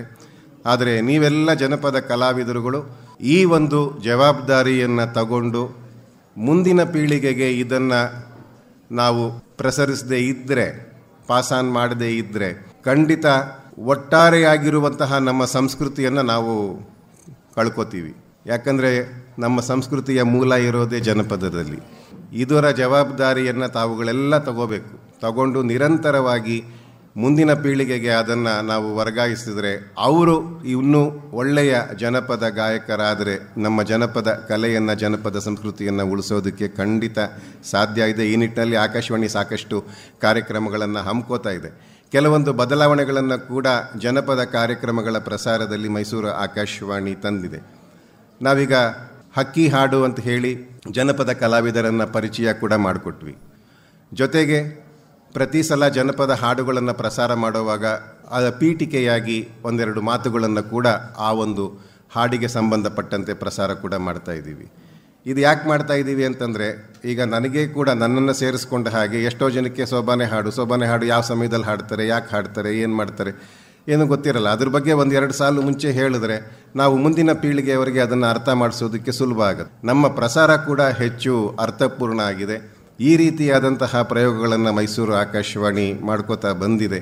ಈ ನಿಟ್ಟಿನಲ್ಲಿ ಮೈಸೂರು ಆಕಾಶವಾಣಿ ಯಾವತ್ತೂ ಕೂಡ ತಮ್ಮ ಜೊತೆ ಇರುತ್ತೆ. ಈ ಒಂದು 90ರ ಸಂಭ್ರಮದಲ್ಲಿ ನಾನು ನಮ್ಮ ಮೈಸೂರು ಆಕಾಶವಾಣಿಯಲ್ಲಿ ದುಡಿದಂತಹ ಎಲ್ಲ ಹಿರಿಯರನ್ನು ಕೂಡ ಸ್ಮರಿಸ್ಕೋತೀನಿ. ಅವರೆಲ್ಲರಿಗೂ ಕೂಡ ವಂದನೆಗಳನ್ನು ಸಲ್ಲಿಸುವಂತಹ ವೇದಿಕೆಯನ್ನಾಗಿ ಇದನ್ನು ಬಳಸ್ಕೊಳ್ಳೋಕ್ಕೆ ನಾನು ಇಷ್ಟಪಡ್ತಾ ಇದ್ದೀನಿ. ಜೊತೆಗೆ ಈಗ ಇರುವಂತಹ ನಮ್ಮ ಎಲ್ಲ ತಂಡದವರಿಗೂ ಕೂಡ ನಾನು ನನ್ನ ಕೃತಜ್ಞತೆಗಳನ್ನು ಸಲ್ಲಿಸ್ತೀನಿ. ಎಲ್ಲರೂ ಕೂಡ ಈ ಒಂದು ನಿಟ್ಟಿನಲ್ಲಿ ಪ್ರಯತ್ನ ಮಾಡಿರೋದ್ರಿಂದ ಮೈಸೂರು ಆಕಾಶವಾಣಿ ಈ ಮಟ್ಟದಲ್ಲಿ ಇಂದಿಗೂ ಕೂಡ ತನ್ನ ಒಂದು ಗರಿಮೆಯನ್ನು ಉಳಿಸ್ಕೊಂಡು ಬರೋದಕ್ಕೆ ಸಾಧ್ಯ ಆಗಿದೆ. ಇನ್ನು ಮುಂದೇನೂ ಕೂಡ ಇದೇ ರೀತಿಯಾದಂತಹ ಗರಿಮೆಯನ್ನು ಉಳಿಸ್ಕೋಬೇಕು ಅಂತಂದರೆ ತಮ್ಮೆಲ್ಲರ ಸಹಕಾರ ಅಗತ್ಯ. ನಮ್ಮ ತಪ್ಪುಗಳನ್ನು ಏನಾದರೂ ಇದ್ದರೆ ಖಂಡಿತ ತೀಡಿ ಯಾವ ರೀತಿ ಕಾರ್ಯಕ್ರಮಗಳನ್ನು ರೂಪಿಸಬೇಕು ಅಂತ ತಿಳಿಸಿ ನಾವು ಯಾವತ್ತೂ ಕೂಡ ನಿಮ್ಮೊಂದಿಗಿರ್ತೀವಿ. ಮೈಸೂರು ಆಕಾಶವಾಣಿಯ 90ರ ಸಂಭ್ರಮ ಇಲ್ಲಿ ಆಚರಿಸ್ತಾ ಇರೋದಕ್ಕೆ ನಮಗೆಲ್ಲ ಖುಷಿಯಾಗಿದೆ. ನಮಸ್ಕಾರ. ನಮ್ಮ ಜಾನಪದ ಎಂಬ ಮೈಸೂರು ಆಕಾಶವಾಣಿ ಈ ವಿನೂತನ ಕಾರ್ಯಕ್ರಮ 3 ವಿಭಾಗಗಳಲ್ಲಿ ವಿಂಗಡಣೆಯಾಗಿ ನಡೆಯಿತು. ಅದು ಮಾತು, ಹಾಡು, ಕುಣಿತ ಎಂದು. ಮಾತಿನ ವಿಭಾಗದಲ್ಲಿ ಧ್ವನಿ ಪರೀಕ್ಷೆ ಪೂರ್ವಸಿದ್ಧತೆ ಕುರಿತು ಮೈಸೂರು ಆಕಾಶವಾಣಿಯ ಉದ್ಘೋಷಕರಾದ ಡಾಕ್ಟರ್ ಮೈಸೂರು ಉಮೇಶ್ ಅವರು ಉಪನ್ಯಾಸ ನೀಡಿದರು. ಧ್ವನಿ ಪರೀಕ್ಷೆ ಅನ್ನುವಂಥದ್ದು ನಮ್ಮಲ್ಲಿ ಬಹಳ ಮುಖ್ಯವಾಗಿರುವಂತಹ ಒಂದು ಕ್ರಮ. ಬಹುಶಃ ಯಾವ ಮಾಧ್ಯಮಗಳಲ್ಲೂ ಕೂಡ ಇಲ್ಲದೇ ಇರುವಂತಹ ಒಂದು ಪರಿಕ್ರಮವನ್ನು ನಾವು ಆಕಾಶವಾಣಿಯಲ್ಲಿ ಕಾಣ್ತೇವೆ.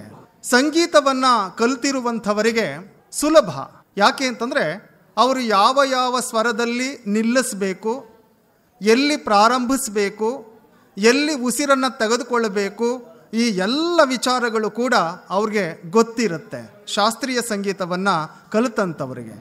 ಆದರೆ ನಮ್ಮ ಜನಪದ ಗಾಯಕರಿಗೆ ಸಂಗೀತ ಜ್ಞಾನ ಇಲ್ಲ, ಒಂದು ಶಾಸ್ತ್ರೀಯತೆ ಅನ್ನುವಂಥದ್ದು ಅವರಿಗೆ ಗೊತ್ತಿರೋದಿಲ್ಲ. ಆದರೆ ಶಾಸ್ತ್ರೀಯತೆ ಗೊತ್ತಿಲ್ಲದೆ ಇದ್ದರೂ ಕೂಡ ಅವ್ರಿಗೆ ಜನಪದದ್ದೇ ಆದಂಥ ಒಂದು ಶಾಸ್ತ್ರೀಯತೆ ಗೊತ್ತಿದೆ. ಅದನ್ನು ನಾವು ಬಹಳ ಮುಖ್ಯವಾಗಿ ಗಮನಿಸಬೇಕಾಗತ್ತೆ. ಅದು ನಮ್ಮ ಜನಪದ ಗಾಯಕರ ಶಕ್ತಿ, ಅದು ನಮ್ಮ ಜನಪದ ಗಾಯಕರ ಘನತೆ. ಆ ಕಾರಣಕ್ಕೆ ಗಾಯನಕ್ಕೆ ಇರುವಂತಹ ಒಂದು ಧ್ವನಿ ಪರೀಕ್ಷೆ ನಮ್ಮಲ್ಲಿ ಇದೆ.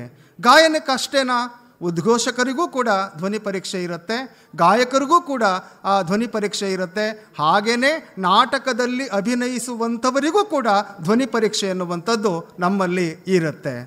ಈ ಶ್ರವ್ಯ ಮಾಧ್ಯಮ ಆಗಿರೋದ್ರಿಂದ, ಇದು ಮಾತಿನ ಮೂಲಕವೇ ಎಲ್ಲವನ್ನು ತಲುಪಿಸಬೇಕಾಗಿರೋದ್ರಿಂದ ಮಾತು ಸುಗಮವಾಗಿರಬೇಕು, ಕೇಳಿದ ಕೂಡಲೇ ಅದು ಅರ್ಥವಾಗಬೇಕು, ಯಾವ ವಿಚಾರವನ್ನು ಹೇಳ್ತಾ ಇದ್ದಾರೆ ಅನ್ನುವಂತಹ ಆ ಸೂಕ್ಷ್ಮತೆ ತಲುಪಬೇಕು ಅನ್ನುವ ಕಾರಣಕ್ಕೋಸ್ಕರ ಧ್ವನಿ ಪರೀಕ್ಷೆಯನ್ನು ನಾವು ಕಡ್ಡಾಯವಾಗಿ ಮಾಡ್ತೇವೆ. ವೇದಿಕೆಗಳಲ್ಲಿ ಹಾಡುವಂತಹ ಶಾಸ್ತ್ರೀಯ ಸಂಗೀತವನ್ನು ಕಲಿತಿರುವಂತಹ ಅಭ್ಯರ್ಥಿಗಳಿಗೆ ಅಥವಾ ಕಲಾವಿದರಿಗೆ ಮೈಕನ್ನು ಯಾವ ಅಂತರದಲ್ಲಿ ಇಟ್ಕೊಳ್ಬಹುದು ಅನ್ನುವಂಥದ್ದು ಅವ್ರಿಗೆ ಗೊತ್ತಿರುತ್ತೆ. ಬಯಲ ಗಾಯಕರಿಗೆ ಯಾವ ಮೈಕಿನ ಅಗತ್ಯ ಇಲ್ಲ. ಅವರ ಧ್ವನಿ ಹೇಗಿರುತ್ತೆ ಅಂತಂದರೆ, ಹಾಡಿದವರ ಮನವ ಬಲ್ಲೆ, ನೀಡಿದವರ ನಿಜವ ಬಲ್ಲೆ, ಸಿದ್ದಯ್ಯ ಸ್ವಾಮಿ ಬನ್ಯೋ. ಇದು ಬಯಲ ಗೀತೆ, ಯಾವುದೋ ಒಂದು ಕೊಠಡಿಯ ಗೀತೆ ಅಲ್ಲ, ಮೆಲುಧ್ವನಿಯಲ್ಲಿ ಹಾಡುವಂತಹ ಗೀತೆಯಲ್ಲ. ನಿಮ್ಮ ಧ್ವನಿಯನ್ನು ಯಾವ ಪ್ರಮಾಣದಲ್ಲಿ ಇಟ್ಕೊಳ್ಬೇಕು ಅನ್ನುವಂಥದ್ದು ಕೂಡ ಬಹಳ ಮುಖ್ಯ. ನೀವು ಧ್ವನಿ ಪರೀಕ್ಷೆಗೆ ಬಂದಾಗ ಕುಳಿತುಕೊಳ್ಳುವ ಕ್ರಮವನ್ನು ನಾವು ಮೊದಲೇ ತಿಳಿಸಿರ್ತೇವೆ. ಆ ತಿಳಿಸಿದ ಹಾಗೆ ನೀವು ಹಾಡ್ತು ಅಂತಂದರೆ ನಿಮ್ಮ ಧ್ವನಿ ಅಲ್ಲಿ ಚೆನ್ನಾಗಿ ರೆಕಾರ್ಡ್ ಆಗಿರ್ತದೆ. ಹಾಗೆಯೇ ನಿಮ್ಮ ಧ್ವನಿ ಪ್ರಸಾರವಾದಾಗ ನಿಮಗೆ ಕೇಳೋದಕ್ಕೆ ಖುಷಿ ಆಗುತ್ತೆ. ಜಾನಪದ ಕಲಾವಿದರ ಸ್ಥಿತಿಗತಿಗಳು ಕುರಿತು ಪ್ರೊಫೆಸರ್ ಪುಷ್ಪಲತಾ ಅವರು ತಮ್ಮ ವಿಚಾರಗಳನ್ನು ಮಂಡಿಸಿದರು. ಮಲೆಮಹದೇಶ್ವರ ಹಾಗೂ ಮಂಟೇಸ್ವಾಮಿ ಕಾವ್ಯದ ಹಾಡುಗಳನ್ನು ಹಾಡುವವರು ನೀಲಗಾರರ ತಂಬೂರಿ ಮೇಳ ಮತ್ತು ಮಂಟೇದರ ಕಂಸಾಳೆ ಮೇಳದವರು. ಇವರು ಮಹದೇಶ್ವರ ಬೆಟ್ಟ, ಚಿಕ್ಕಲ್ಲೂರು ಜಾತ್ರೆ, ಮುಡುಕುತೊರೆ ಮಲ್ಲಪ್ಪನ ಸನ್ನಿಧಿಯಲ್ಲಿ ನೆರೆದು ತಮ್ಮ ತಮ್ಮ ಕಂಡಾಯವನ್ನು ಮೆರೆಸಿ ಮೈದುಂಬಿ ಹಾಡುತ್ತಾರೆ. ಅಲ್ಲದೆ ಊರೂರು ಮೇಲೆ ತಿರುಗುತ್ತಾ ಭಿಕ್ಷಾಟನೆ ಮಾಡುವಾಗ ತಂಬೂರಿ ಮೀಟುತ್ತಾ ಗಗ್ಗರ ನುಡಿಸುತ್ತಾ ತಾಳಗಳ ಸಮೇತ ಹಾಡುತ್ತಾ ಹೋಗುವವರೂ ಇದ್ದಾರೆ. ಗೊರವರ ಕುಣಿತದಲ್ಲಿ ಕುರುಬ ಜನಾಂಗದವರು ಧಾರ್ಮಿಕ ಚೌಕಟ್ಟಿನ ಒಳಗೆ ಇರುವ ಇದೊಂದು ಜನಪದ ಕಲೆ. ವಿಶೇಷವಾಗಿ ಮುಡುಕುತೊರೆ ಮಲ್ಲಿಕಾರ್ಜುನ ದೇವರಿಗೆ ನಡೆದುಕೊಳ್ಳುವ ವಿಶೇಷ ವೇಷಾಲಂಕಾರ ಮಾಡಿಕೊಂಡು ಮೈಲಾರಲಿಂಗನ ಕಾವ್ಯವನ್ನು ಸೊಗಸಾಗಿ ಹಾಡುತ್ತಾರೆ. ಬಡತನದ ಬೇಗೆಯನ್ನು ಹಾಡುತ್ತಾ ಮರೆಯುತ್ತಿದ್ದ ಇವರ ಬದ್ಧತೆ ನಂತರದವರಲ್ಲಿ ನಿರೀಕ್ಷಿಸಲು ಸಾಧ್ಯವಾಗುತ್ತಿಲ್ಲ. ತಲೆಮಾರಿನಿಂದ ಬಂದ ಕಲೆ ನಶಿಸುವ ಆತಂಕವೂ ಇದೆ. ಅವರ ಮಕ್ಕಳು ಕಲಿಯುತ್ತಿಲ್ಲ. ಬಹಳಷ್ಟು ಕಲಾವಿದರು ಜಮೀನು ಇಲ್ಲದವರು, ಕೂಲಿ ಮಾಡುತ್ತಾ ಜೀವನ ನಡೆಸುವವರು, ಭಿಕ್ಷೆ ಬೇಡುತ್ತಾ ಬದುಕು ತುಂಬಿದವರು. ಕಲಾವಿದರ ನಿಜ ಬದುಕಿನ ಪ್ರಾಪಂಚಿಕ ಬವಣೆ ಅಂತಃಕರಣವನ್ನು ಕಲಕುತ್ತದೆ. ಕಲೆಯನ್ನು ಉಸಿರಾಗಿಸಿ ಬದುಕುವ ಇವರಿಗೆ ನಿರಂತರ ಪ್ರೋತ್ಸಾಹದ ಒತ್ತಾಸೆಯ ಅವಶ್ಯಕತೆ ಇದೆ. ನಮ್ಮ ಜಿಲ್ಲೆಯಲ್ಲಿ ತಮಟೆ ಕಲಾವಿದರ ತಂಡಗಳಿವೆ. ಅಷ್ಟೇ ಅಲ್ಲ, ಬೀಸು ಕಂಸಾಳೆಯ ಜತೆಗೆ ತಂಬೂರಿ ಕಲಾವಿದರ ತಂಡಗಳು ಕೂಡ ನಮ್ಮ ಜಿಲ್ಲೆಯಲ್ಲಿದೆ. ಹೊಸ ತಲೆಮಾರಿನ ಕಲಾವಿದರು ಬೀಸು ಕಂಸಾಳೆಯಲ್ಲಿ ಆಸಕ್ತಿ ತೋರಿಸುತ್ತಿದ್ದಾರೆ. ವೇದಿಕೆಯ ಪ್ರದರ್ಶನ, ಮನರಂಜನಾ ಮಾಧ್ಯಮಗಳಲ್ಲಿ ಪ್ರದರ್ಶನ, ಸರ್ಕಾರಿ ಉತ್ಸವಗಳಲ್ಲಿ ಪ್ರದರ್ಶಿಸುವಾಗ ಆಧುನಿಕತೆಯ ಸ್ಪರ್ಶ ನೀಡುತ್ತಿದ್ದಾರೆ. ನಮ್ಮ ಜಿಲ್ಲೆಯಲ್ಲಿ ವೀರಗಾಸೆ ಕಲಾವಿದರ ತಂಡಗಳಿವೆ, ವೀರಕುಣಿತ ಮಕ್ಕಳ ತಂಡಗಳಿವೆ. ಜಾನಪದ ಕಲಾವಿದರು ಮೂಲತಃ ಪರಂಪರೆಯಲ್ಲಿ ಕಲೆಯನ್ನು ವೃತ್ತಿಯಾಗಿಸಿಕೊಂಡವರು. ಭೂಮಿ ಉಳ್ಳವರಲ್ಲ, ಒಂದು ಸುಸಜ್ಜಿತವಾದ ಮನೆಯನ್ನು ಹೊಂದಿದವರಲ್ಲ. ಕೂಲಿ ಮಾಡಿ ಬದುಕು ನಡೆಸುತ್ತಾ ಭಿಕ್ಷಾಟನೆಯಲ್ಲಿ ಹಾಡುತ್ತಾ ಕತೆ ಹೇಳುತ್ತಾ ಬದುಕು ತುಂಬಿಸಿದವರು ಅನಕ್ಷರಸ್ಥರು. ಬುಡಕಟ್ಟು ಸಾಂಸ್ಕೃತಿಕ ಅನನ್ಯತೆ ಕುರಿತಾಗಿ ಮಾತನಾಡಿದವರು ಡಾಕ್ಟರ್ ಸಿ ಮಾದೇಗೌಡ. ನಮ್ಮ ದೇಶದ ಎಲ್ಲ ಭಾಗದಲ್ಲಿ ಸುಮಾರು 705 ಬುಡಕಟ್ಟುಗಳು ವಾಸವಾಗಿದ್ದೀವಿ. ಅಂದರೆ ಕಾಡಿನಲ್ಲಿ ವಾಸ ಮಾಡುವಂಥ ಆದಿವಾಸಿಗಳು ಇದ್ದೀವಿ. ಬುಡಕಟ್ಟುಗಳು, ಆದಿವಾಸಿಗಳು ಅಥವಾ ಮೂಲ ನಿವಾಸಿಗಳು, ಪರಿಶಿಷ್ಟ ಜಾತಿ ಪಂಗಡದವರು ಅಂಥೇಳಿ ನಮ್ಮನ್ನು ಸುಮಾರು ಪದಗಳನ್ನು ಕರೀತಾರೆ. ಗಿರಿಜನರು ಅಂತ ಕರೀತಾರೆ ನಮ್ಮನ್ನೆಲ್ಲರನ್ನೂ. ಈ ಪದಗಳಲ್ಲಿ ನಮ್ಮನ್ನು ತುಂಬ ಸಂಬೋಧನೆ ಮಾಡ್ತಾರೆ. ಈಗ ನೀವು ಕರ್ನಾಟಕಕ್ಕೆ ಬಂದಾಗ ಇಲ್ಲಿ 50 ಶೆಡ್ಯೂಲ್ ಟ್ರೈಬ್ಸ್ ಅಂತ ಹೇಳಿ ಹೇಳ್ತೀವಿ ಪಂಗಡಗಳನ್ನು ನಾವು ನೋಡ್ಬೋದು. ಆ 50 ಪಂಗಡಗಳಲ್ಲಿ ಅರಣ್ಯದ ಮಧ್ಯಪ್ರದೇಶದಲ್ಲಿ ವಾಸ ಮಾಡುವವರು ಸುಮಾರು 12 ಪಂಗಡಗಳನ್ನು ನಾವು ಇಲ್ಲಿ ಕಾಣಬಹುದು. ಸೊ ಅದರಲ್ಲಿ ಮುಖ್ಯವಾಗಿ ಸೋಲಿಗರು, ಜೇನು ಕುರುಬ, ಬೆಟ್ಟ ಕುರುಬ, ಎರವ, ಸಿದ್ದಿ, ಗೌಡಲು, ಈ ಥರ ಕೊರಗ, ಈ ಥರ ಸಮುದಾಯಗಳನ್ನು ನಾವು ನೋಡ್ಬೋದು. ಇಲ್ಲ ಈ ಎಲ್ಲರೂ ಎಲ್ಲಿ ವಾಸವಾಗಿದ್ದಾರೆ ಅಂತಂದರೆ ಗಿರಿಜನರು ಅಥವಾ ಬುಡಕಟ್ಟಿನವರು ಅಂದಾಗ ನಮಗೆ ಅಂದರೆ ಅರಣ್ಯ ಪ್ರದೇಶದಲ್ಲಿ ವಾಸವಾಗಿದ್ದೀವಿ. ನಮ್ಮದು ಪಶ್ಚಿಮ ಘಟ್ಟ ಅರಣ್ಯ ಪ್ರದೇಶಗಳು ಅಂತ ಇದೆ. ಈ ಪಶ್ಚಿಮ ಘಟ್ಟ ಅರಣ್ಯ ಪ್ರದೇಶ ಅಲ್ಲಿಂದ ವಾಸವಾಗಿದ್ದಾರೆ. ಹಾಗೆ ಪೂರ್ವಘಟ್ಟ ಅರಣ್ಯ ಪ್ರದೇಶಗಳು ಅಂತ ಹೇಳುತ್ತೇವೆ. ಸೊ ಈ ಎರಡೂ ಅರಣ್ಯ ಪ್ರದೇಶಗಳಲ್ಲೂ ಹೆಚ್ಚು ಆದಿವಾಸಿಗಳು ನಾವು ವಾಸವಾಗಿದ್ದೀವಿ. 12 ಪಂಗಡದವರು. ಪ್ರತಿಯೊಂದು ಸಮುದಾಯದವರಿಗೂ ಒಂದು ಭಾಷೆ, ಒಂದು ಸಂಸ್ಕೃತಿ ಇರುತ್ತೆ. ಸೊ ಈ ಆದಿವಾಸಿ ಸಂಸ್ಕೃತಿಗಳು ಯಾವಾಗಲೂ ಒಂದು ಅವಕಾಶಗಳು ಕಡಿಮೆ ಸಿಗುತ್ತೆ. ಯಾಕಂದರೆ ನಾವು ಕಾಡಿನಲ್ಲಿ ಹೊರಗೆ ಇರೋದ್ರಿಂದ ಈ ಹೊರಗಿನ ಸಂಪರ್ಕಗಳು ತುಂಬ ಕಡಿಮೆ ಇರುತ್ತದೆ. ಯಾಕಂದರೆ ಹೊರಗಿನ ಸಮುದಾಯದೊಟ್ಟಿಗೆ ಸಂಪರ್ಕ ಮಾಡೋದು ನಮ್ಮಲ್ಲಿ ತುಂಬ ಕಡಿಮೆ ಇರುತ್ತೆ. ಸೊ ಇವಾಗ ಬುಡಕಟ್ಟು ಸಂಸ್ಕೃತಿ ಎಂದಾಗ ನಮ್ಮದು ಹಬ್ಬಗಳನ್ನು ಆಚರಣೆ ಮಾಡ್ತೀವಿ. ಈಗ ಹೇಗೆ ರೊಟ್ಟಿ ಹಬ್ಬ ಅಂತ ಹೇಳ್ತೀವಿ, ಹೊಸರಾಗಿ ಹಬ್ಬ ಅಂತ ಹೇಳ್ತೀವಿ, ಮಾರಿ ಹಬ್ಬಗಳು ಅಂತೇಳಿ ನಮ್ಮ ಸಾಂಪ್ರದಾಯಿಕ ಹಬ್ಬಗಳನ್ನು ಆಚರಣೆ ಮಾಡ್ತೀವಿ. ಅದೇ ಥರ ನಮ್ಮ ಹಿಂದೂ ಹಬ್ಬಗಳು ಏನು ಯುಗಾದಿ, ಸಂಕ್ರಾಂತಿ, ಶಿವರಾತ್ರಿ ಏನು ಹಬ್ಬಗಳಿದೆ, ಈ 2 ಹಬ್ಬಗಳನ್ನು ನಾವು ಆಚರಣೆ ಮಾಡ್ತಾ ಹೊರಡ್ತಾ ಇದ್ದೀವಿ. ಸೊ ಈ 2 ಹಬ್ಬಗಳಲ್ಲೂ ನಮ್ಮ ಸಂಸ್ಕೃತಿ ರೊಟ್ಟಿ ಹಬ್ಬದಲ್ಲಿ ಇದೆ. ರೊಟ್ಟಿ ಹಬ್ಬ ಅಂದರೆ ನಮ್ಮ ದೇವರಿಗೆ ನಾವು ಬೆಳೆದಂಥ ರಾಗಿಯನ್ನು ರೊಟ್ಟಿ ಮಾಡಿ ದೇವರಿಗೆ ಹಾಕಿ ಮತ್ತು ಅದರಲ್ಲಿ ಊಟ ಮಾಡಿ ರಾತ್ರಿ ಎಲ್ಲ ನಾವು ಕುಣಿತ ಮಾಡ್ತೀವಿ, ಗೋರು ಕೊನ ಕುಣಿತ ಅಂಥೇಳಿ. ಸೊ ನಾವು ಈಗ ನಮ್ಮ ಚಾಮರಾಜನಗರ ಜಿಲ್ಲೆಯಲ್ಲಿ ನೋಡಿದ್ರೆ 4 ಸಂರಕ್ಷಿತ ಪ್ರದೇಶ ಇದೆ. ಬಂಡೀಪುರ ಇಲ್ಲಿ ಯೋಜನೆ ಇದೆ, ಅಲ್ಲಿ ವಾಸವಾಗಿದ್ವಿ. ಈ ಬಿಳಿಗಿರಂಗನ ಬೆಟ್ಟ ಇಲ್ಲಿ ಯೋಜನೆ ಇದೆ, ಅಲ್ಲಿ ವಾಸವಾಗಿದ್ವಿ. ಮಲೆ ಮಹದೇಶ್ವರ ಬೆಟ್ಟ ವನ್ಯಜೀವಿ ಧಾಮ ಇದೆ, ಅಲ್ಲಿ ವಾಸವಾಗಿದ್ವಿ. ಕಾವೇರಿ ವನ್ಯಜೀವಿ ಧಾಮ ಇದೆ, ಅಲ್ಲಿ ವಾಸವಾಗಿದ್ದೀವಿ. ನಮ್ಮ ಜಿಲ್ಲೆಯ ಅರ್ಧದಷ್ಟು ಭಾಗದಲ್ಲಿ ನಾವೆಲ್ಲ ಇದ್ದೀವಿ. ಅಂದರೆ ಒಂದೇ ಕಡೆ ಇಲ್ಲ, ನೆಲೆ ನಿಂತಿಲ್ಲ, ಎಲ್ಲ ಕಡೆ ನಾವು ಸ್ಪ್ರೆಡ್ ಆಗಿದ್ದೀವಿ. ನಾವು ಜಾನಪದ ಕಾವ್ಯಗಳ ಪ್ರಸ್ತುತತೆ ಕುರಿತಾಗಿ ಮಾತನಾಡಿದವರು ಶ್ರೀ ಮಂಜು ಕೋಡಿ ಉಗನೆ. ಜಾನಪದ ಸಾಹಿತ್ಯ ಅಂತ ಹೇಳುವಾಗ ನಮ್ಮ ಸಾಹಿತ್ಯ ರಚನೆಗಳ ಕಾಲಮಾನವನ್ನು ನಾವು ಅನುಕ್ರಮವಾಗಿ ಆಲೋಚನೆ ಮಾಡ್ತಾ ಹೋದಾಗ ನಮ್ಗೆ ಇವತ್ತು ಏನು ಶಿಷ್ಟ ಪರಂಪರೆಯಲ್ಲಿ ಸಾಹಿತ್ಯ ರಚನೆಯಾಗಿದೆ, ಅದಕ್ಕೆ ಮೂಲ ಬೇರು ಈ ಜಾನಪದ ಸಾಹಿತ್ಯ ಎನ್ನುವಂಥದ್ದು. ಈ ಜಾನಪದ ಸಾಹಿತ್ಯ ತಮಗೆಲ್ಲರಿಗೂ ಕೂಡ ಗೊತ್ತಿದೆ. ಎಲ್ಲ ರೀತಿಯ ಪ್ರಕಾರಗಳು ಜಾನಪದ ಸಾಹಿತ್ಯದಲ್ಲಿ ಅಡಗಿದೆ ಅನ್ನೋದನ್ನು ನಾವು ಮನದಟ್ಟು ಮಾಡಿಕೊಳ್ಬೇಕು. ಇವತ್ತು ಏನು ಶಿಷ್ಟ ಸಾಹಿತ್ಯದಲ್ಲಿ ನಾವು ಪ್ರತಿಮೆಗಳನ್ನು, ಉಪಮೆಗಳನ್ನು ಬಳಸ್ಕೊಂಡು ಸಾಹಿತ್ಯ ಬರೆದು ಬೆನ್ನು ತಟ್ಟುಕೊಳ್ತೇವೆಯೋ, ಅದಕ್ಕಿಂತ ಮಿಗಿಲಾದಂತಹ ಪ್ರತಿಮೆಗಳನ್ನು, ರೂಪಕಗಳನ್ನು ಕಟ್ಟಿಕೊಟ್ಟಂಥವರು ನಮ್ಮ ಜಾನಪದ ತಾಯಂದಿರು. ಹಾಗಾಗಿಯೇ ಜಾನಪದ ಪ್ರಸ್ತುತತೆ ಎನ್ನುವಂಥದ್ದು ಇವತ್ತು ನಾವು ಮಾತಾಡಬೇಕಾಗಿದೆ. ಅಂದರೆ ಜಾನಪದ ಸಾಹಿತ್ಯದ ಅಳಿವು ಅಂಚಿನಲ್ಲಿದೆಯೋ ಅಥವಾ ಅದನ್ನು ಉಳಿಸ್ಕೊಂಡು ಹೋಗುವಂಥ ದಿಕ್ಕಿನಲ್ಲಿ ನಾವು ಇವತ್ತು ಆಲೋಚನೆ ಮಾಡಬೇಕಾಗಿದೆಯೋ, ಮತ್ತು ಇವತ್ತಿನ ಆಧುನಿಕ ಜಗತ್ತಿನಲ್ಲಿ ಈ ಸಾಮಾಜಿಕ ಜಾಲತಾಣಗಳ ಹೊಡೆತದ ನಡುವೆ ಈ ಜಾನಪದ ಸಾಹಿತ್ಯ ಎಷ್ಟರ ಮಟ್ಟಿಗೆ ನಮ್ಮ ನಡುವೆ ಉಳ್ಕೊಳ್ತದೆ, ಅದನ್ನು ನಾವು ಉಳಿಸಬೇಕಾಗಿದೆ ಎನ್ನುವಂಥ ದಿಕ್ಕಿನಲ್ಲಿ ಆಲೋಚನೆ ಮಾಡಬೇಕಾಗಿದೆ. ಆದರೆ ಇವತ್ತು ವಿಷಾದದ ಸಂಗತಿ ಏನು ಅಂತಂದರೆ, ಜಾನಪದ ಸಾಹಿತ್ಯ ಎನ್ನುವಂಥದ್ದು ವ್ಯಾಪಾರೀಕರಣವಾಗ್ತಾ ಇದೆ. ನಮ್ಮ ಶಿಷ್ಟ ಸಾಹಿತ್ಯ ಜಾಗತಿಕ ನೆಲೆಯಲ್ಲಿ ಅನುಸಂಧಾನಗೊಳ್ಳುತ್ತದೆ, ಜೊತೆಗೆ ಚರ್ಚೆಗೆ ಒಳಗಾಗ್ತದೆ. ಹಾಗೆ ನಮ್ಮ ಈ ಜಾನಪದ ಸಾಹಿತ್ಯವೂ ಕೂಡ ಜಾಗತಿಕ ನೆಲೆಯಲ್ಲಿ ಅನುಸಂಧಾನಗೊಳ್ಳಬೇಕು ಅಂತಂದರೆ ಅದೆಷ್ಟೋ ವರ್ಷಗಳು ನಾವು ತೌಲನಿಕವಾಗಿ ಅಧ್ಯಯನವನ್ನು ಮಾಡಲಿಕ್ಕೆ ಸಾಧ್ಯವಾದದ್ದು.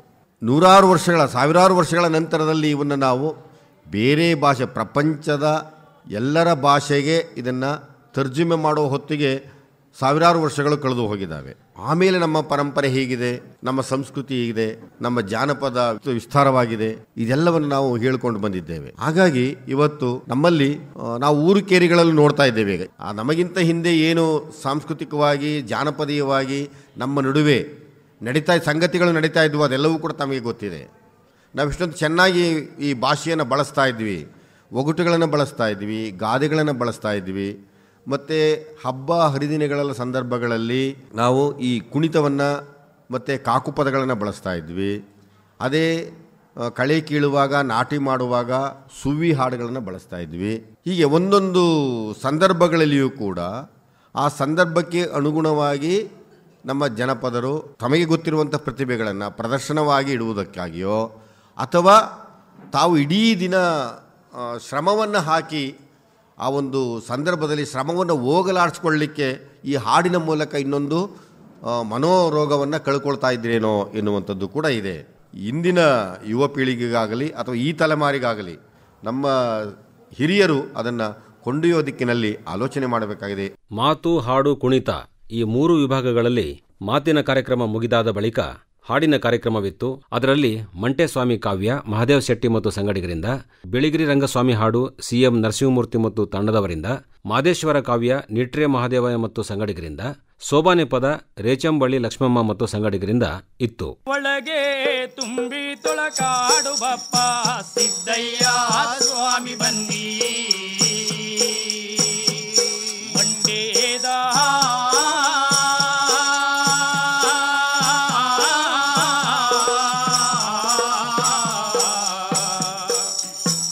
ಗುರುವೆ ಲಿಂಗಯ್ಯ ದಯ ಮಾಡು ಮಡಿಕೇರಿ ತಾಲೂಕು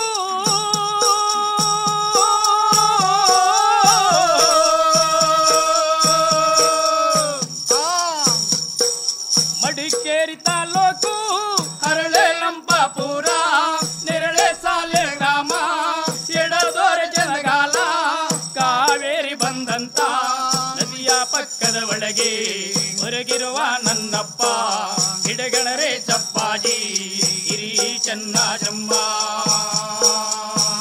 ಸ್ವಾಮಿ ನಾವು ಕೂಗಿದ ಕೂಗು ನಿಮ್ಮ ಪಾದಕರವಾಗಲೆಪ್ಪ ಸಿದ್ದಯ್ಯ ಸ್ವಾಮಿ ಬನ್ನಿ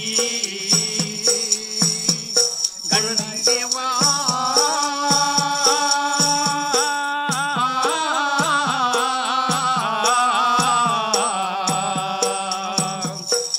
ಲಿಂಗಯ್ಯ ದಯ ಮಾಡು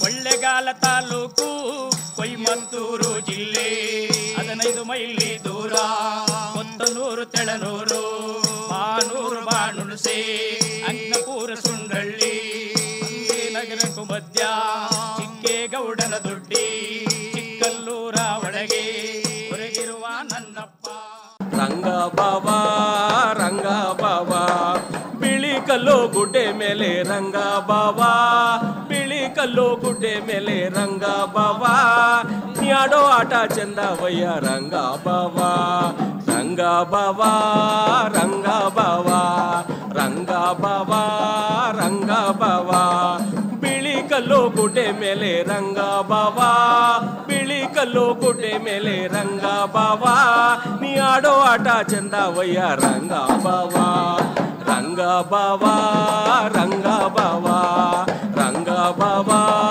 ರಂಗ ಬಾಬಾ ರಂಗ ಬಾಬಾ ರಂಗ ಬಾಬಾ ರಂಗ ಬಾಬಾ ರಂಗ ಬಾಬಾ ರಂಗ ಬಾಬಾ ರಂಗ ಬಾಬಾ ರಂಗ ಬಾಬಾ ರಂಗ ಬಾಬಾ ಇಡಿಯರಿಸಿಗೆ ಕಾಯ ಕರಿಯರೆ ನೆರಮನೆ ಆಗರ ತೇರ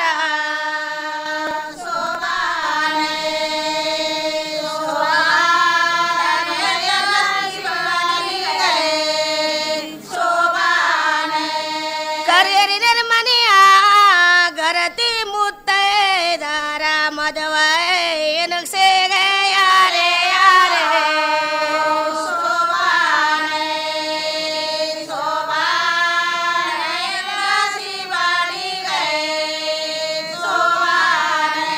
ಹರಿಯರಿಯರ್ ಸುಡುವ ಇಡಿಯರಿಸಿಗೆ ಕಾಯ ಕರಿಯರೆ ನೆರಮನೆಯ ಗರ ತೇರ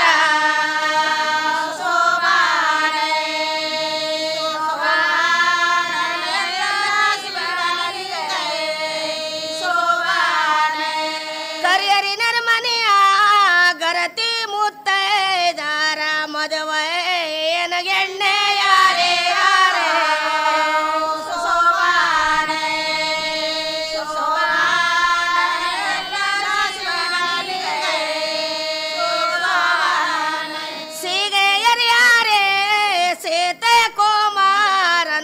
ಸೀತಮ್ಮ ಪಡದ ಮಗನಿಗೆ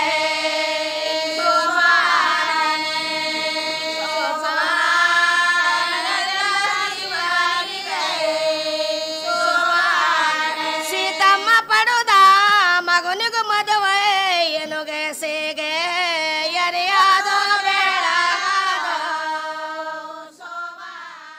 ನಂತರ ಕುಣಿತ ಈ ವಿಭಾಗದಲ್ಲಿ ಗೋರುಕನ ನೃತ್ಯ ಮಾಡಿದವರು ಬಸವರಾಜು ಮತ್ತು ತಂಡದವರು, ಬೀಸು ಕಂಸಾಳೆ ನೃತ್ಯ ಮಾಡಿದವರು ಕೈಲಾಸಮೂರ್ತಿ ಮತ್ತು ತಂಡದವರು, ಗೊರವರ ನೃತ್ಯ ಮಾಡಿದವರು ಶಂಕರ್ ಮತ್ತು ತಂಡದವರು.